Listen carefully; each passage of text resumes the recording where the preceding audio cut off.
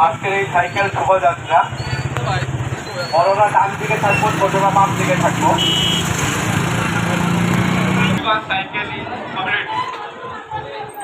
Cycling কমিউনিটিকে আমরা ধন্যবাদ জানাচ্ছি।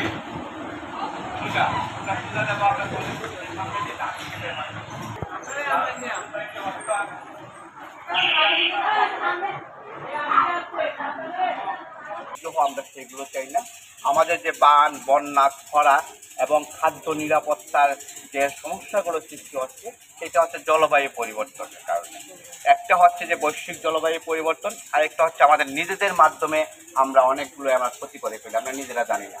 আমরা ভূমি ধ্বংস করি, আমরা অপরিকল্পিত অনিয়ন্ত্রিতভাবে নদী ধ্বংস। কারখানা থেকে আমাদের অভিমানী ইন্ডাস্ট্রিয়াল এরিয়া বলি, কলকারখানা থেকে আমরা মারাত্মকভাবে ধোঁয়া নির্গত করি, শব্দ দূষণ করি। সব কিছু মিলে যেটা হয় যে জলবায়ুর কারণে আমরা মারাত্মক বিপর্যস্ত অবস্থায় করছি। খাদ্য দপ্তরের নিয়ন্ত্রণকারী সংস্থা হচ্ছে বাংলাদেশ পরিবেশ অধিদপ্তর। সেই পরিবেশ অধিদপ্তরের একজন জলবায়ু পরিবর্তনের জন্য কিন্তু প্লাস্টিকটা পলিথিনটা মারাত্মক করে দেয়। আপনারা আজকে দেখেন একটা পত্রিকা দেখবেন যে গতকাল আমরা কে কোথায় দাঁড়াবো ওই জায়গাটা দেখতে, যাতে করে আমাদের সবাইকে দেখা যায়। পেছন থেকে আমরা সবাই থাকবো, ডান বামে সমান হয়ে গেছে। সোহেল ভাই, আমরা এখন অনুষ্ঠান শুরু করতে পারি।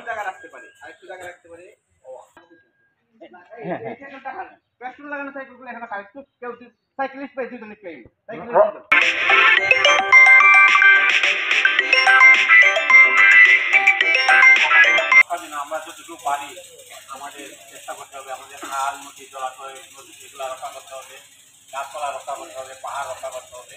তার মধ্যে প্রথম সারির একটি দেশ হচ্ছে বাংলাদেশ। আমাদের পরিবেশ উপদেষ্টা বলেছেন যে আগামী 50 বছরে 17টি জেলা আমাদের মানচিত্র থেকে হারিয়ে যেতে পারে যদি এইভাবে চলতে থাকে। সুতরাং আমাদের পরিস্থিতি একেবারে খাদের কিনারায়। তো এখন যে জিনিসটা হচ্ছে এই যে এই সকল পরিবেশগত বিপর্যয় ঘটছে সেটার জন্য কিন্তু দায়ী কিন্তু আমরা না।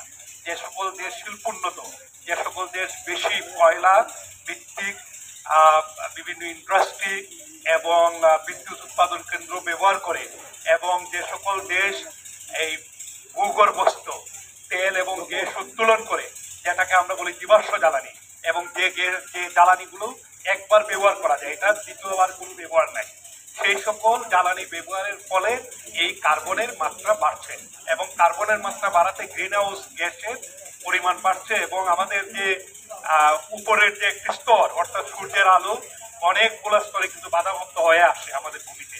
এবং এই পৃথিবীকে আমাদের বেঁচে থাকতে গেলে সুন্দর করে রাখতে